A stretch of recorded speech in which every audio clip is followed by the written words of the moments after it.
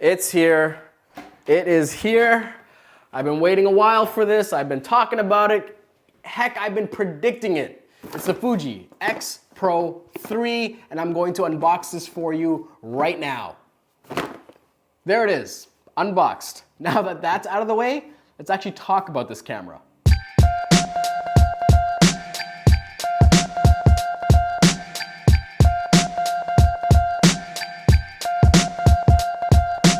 Okay, if you're gonna make me shop on Black Friday, like actually get out of my house and go pick something up, you better be a big deal. And to me, the X-Pro3 is kind of a big deal being a Fuji shooter.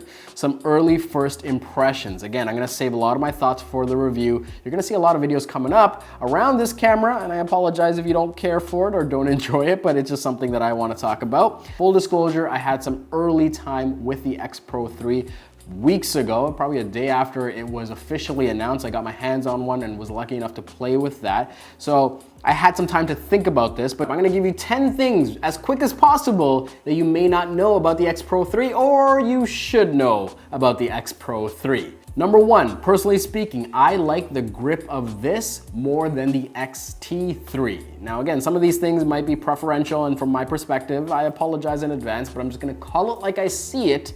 I actually like holding this, again, with no vertical grip, no attachment. I like this handling more than the X-T3. It just feels a little bit more comfortable in that hand, and the way that Q button and custom button is accented, it feels a little bit nicer on the thumb as well.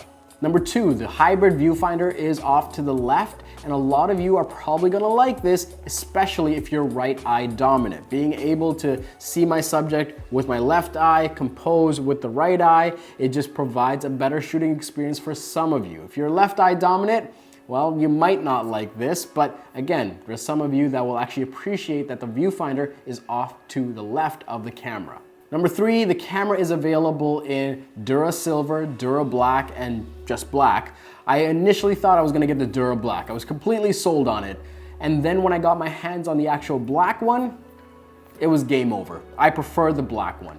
As some of you may have already seen in other videos, the Dura series, the Dura coating does smudge a little bit easier, but that wasn't the reason for me. I was actually okay with that, even though it gives you so much more scratch resistant with that Duratec coating. I just like how the black looks. It just looks so much more sleek. And because I have a silver X-T3, I wanted something to contrast that.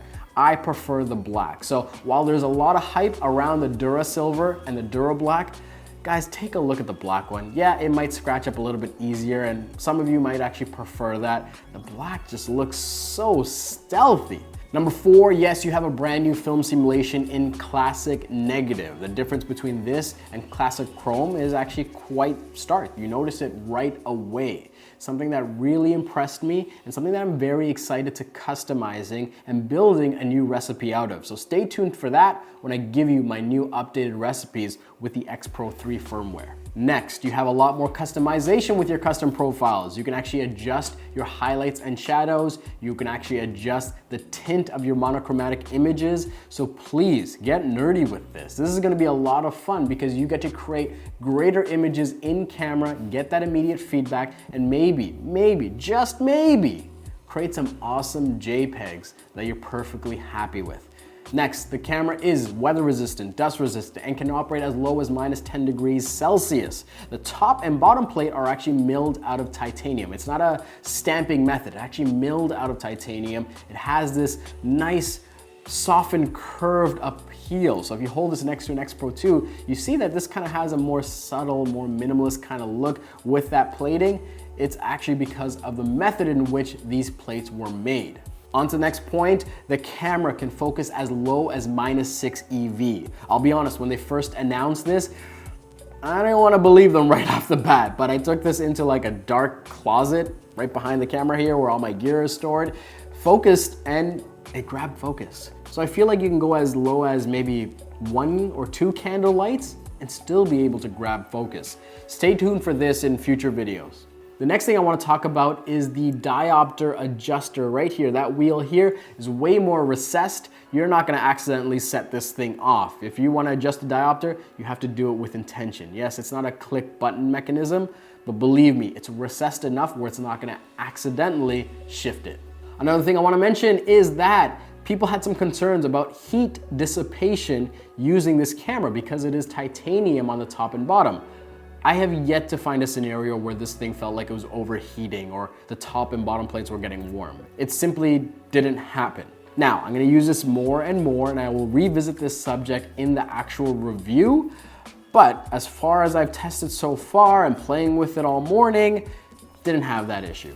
Another thing I want to talk about is that the shutter button has this sort of new leaf shutter. You have to feel it to kind of really understand what it feels like. But if I can describe it right now, it just feels like you push really to about 70% to get that half press, and you have to push with a little bit more intention to activate the shutter. I like this. It's almost the opposite of the XH1, which had that feather touch where you could accidentally set off the shutter. Something that I really like, and I hope I can describe a little bit better in future videos for you so you get a better picture if you haven't already. And lastly, the screen. Listen, guys, I am gonna talk about this at length. I'm gonna talk about it in detail. In the interest of time, reserve your final judgment after you actually spend a good amount of time with this camera. But that being said, it is designed for a specific type of photographer. For those of you that spend more time in the viewfinder than on the back LCD. I will say that some of you that are moderates and in the middle, it might actually surprise you how much you like this and how much it actually feels kind of natural. However, I'm not gonna try to change any minds with this. I'm only gonna tell you what I enjoy, what I like, and what I don't like. And what I will say is using this, it isn't as bad as people make it seem on the forums and comments and all that kind of stuff. But for this camera, I wanted to see what the crowd reaction was like, and my goodness, is it polarizing. It draws some of the most negative and ugly comments that I've ever seen about cameras.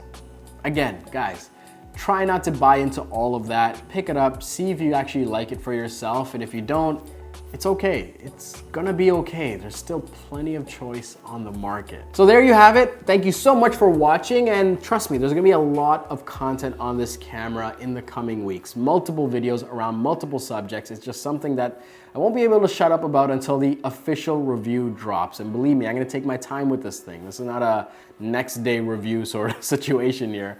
Thank you so much for watching. If you haven't already, be sure to subscribe to the channel, and I'll see you guys next time.